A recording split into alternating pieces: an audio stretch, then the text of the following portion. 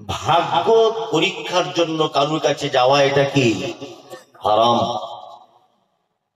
হাত দেখিয়ে বলো আমার বিপদ আসছে কিনা, এটা ওটা এসব জানতে অনেক মায়েরা কিন্তু শীতটা করে না।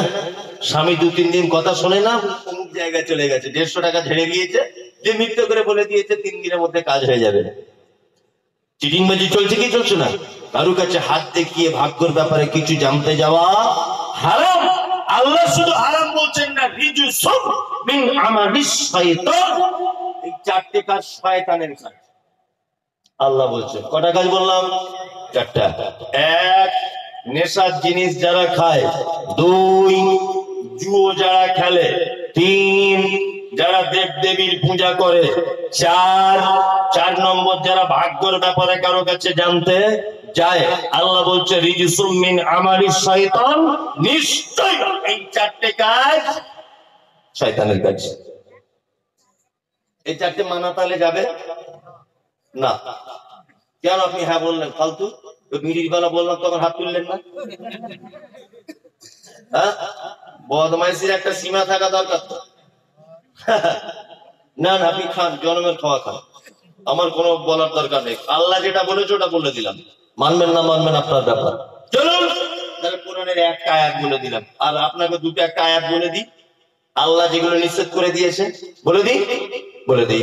আর কোরআনে এক পাঠ দেন, কোরআনটা মানতে হয়তো ভারী হচ্ছে, হাদিস বলি তাহলে ইনশাআল্লাহ মানার চেষ্টা করব। এক, আমাদের নবী মুহাম্মদ সাল্লাল্লাহু আলাইহি ওয়াসাল্লাম তিনি বলছেন, একজন দেহাতি ছেলে অল্প বয়সে নতুন ইসলাম গ্রহণ করেছে, অল্প বয়সের ছেলে, মাথার চুলটা উস্কো খুস্কো, পরনে ভালো কাপড় নেই, এরকম একটা ছেলে আল্লাহর নবীর কাছে গুটি গুটি পায়ে হেঁটে এসে বলছেন, দুল্লানি আলা আমালিন ইজা আমিনতাহু ফাদাখালতুল জান্নাতা ক্বালা তা'বুদুল্লাহ। ছেলেটা আল্লাহর নবীকে বলছে, আল্লাহর নবী আমি জান্নাতে যাব, আমি জান্নাতে যাব, আপনি আমাকে আমল বলে দেন তো আমি জান্নাতে যাব। বিশ্ব নবী বলছেন তা'বুদুল্লাহ, সর্বক্ষেত্রে গোলামি করবে কার? কার? আল্লাহ। 2, ওয়ালা তুশরিক বিহি শাইআ, কখনো শিরিক করবে না। ইনশাআল্লাহ আমরা করব না।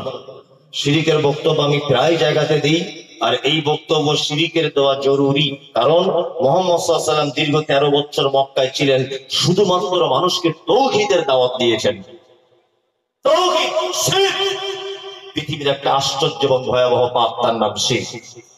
চলুন একটা আশ্চর্য কথা বলি, এটা আমরা জানি যে পৃথিবীতে যত অপরাধী আছে, প্রতিটা অপরাধী যদি জাহান্নামে যায়, কোনো না কোনো একদিন তারা জাহান্নাম থেকে পরিত্রাণ পেয়ে আবার জান্নাতে যাবে, কারণ তাদের ঈমান ছিল। তাই একটা লোক নামাজ পড়েনি, একটা লোক রোজা রাখেনি, একটা লোক যাকাত দেয়নি, একটা লোক সুদ খেয়েছে, এগুলো সব কাবিরা পাপ, লোকটা জাহান্নাম যাবে।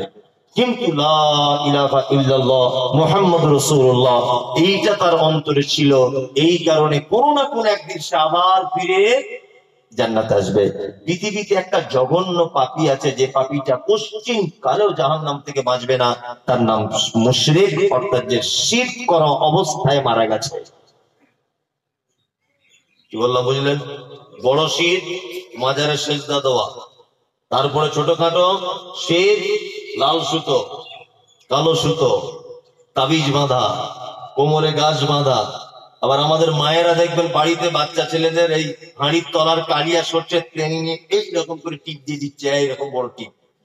আগো ভাবি টিপ দিলে কেন? বলছে তাছাড়া নজর লেগে যাবে। কেন তোমাকে টিপ দিলে কেন? হাঁড়ির তলার কালি তোমার কি উপকার করতে পারে? কোনো ভালো মন্দ কিছু করে দিতে পারে? পারে? পারে। যারা নদিয়া ড্রাইভার আছেন, গাড়ি চালাতে চালাতে একটা বিড়াল চলে গেছে, তা ড্রাইভার ক্যাক করে ব্রেক মেরে দাঁড়িয়ে গেছে, প্যাসেঞ্জার মরে যাবে এরকম অবস্থা। বলছে আরে ভাই এত জোরে কেন? বলছে ওরে বাবা বিড়াল চলে গেছে, রাস্তা কেটে দিয়ে। আরে ও তো বিড়াল নিজেই মরার ভয়ে দৌড়িয়ে পালাচ্ছে, তাই না? দোকানদারকে বলছি চাচা 10 টাকা চানাচুরের মুড়ি দাও তো। বলছে সকালবেলা বউনি বেলা ধার দেওয়া যাবে না।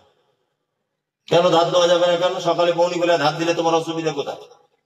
দোকানদার দোকান খুলেছে, 10 টাকার আলু দেন তো।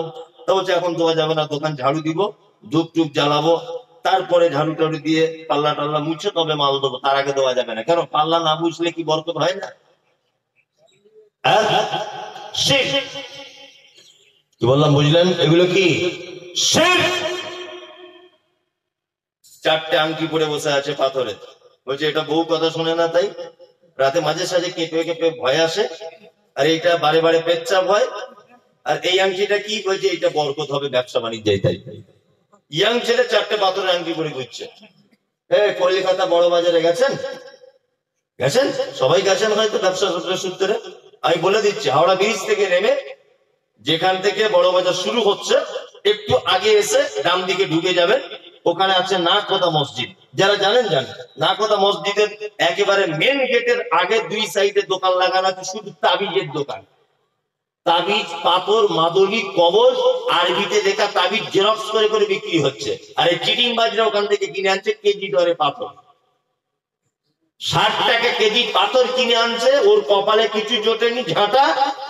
ও 4-5টা গাছ গাছরা নিয়ে ওই পাথর নিয়ে ওই কোটের সাইডে ভাঙা মাইক নিয়ে বসে আছে। আর হেডমাস্টার পাথর কিনছে, ওর বইয়ের ছেলে হয় না। তাই মনে মনে ভাবি যে আল্লাহ গরুর পেটে কেন সব গোবর দিলে? কিছু গোবর এদের মাথাতেও দিতে পারতেন। আল্লাহ, এমবিবিএস ডাক্তার পারে না, ও পাথরে ওর বইয়ের বেটা আনবে? সম্ভব?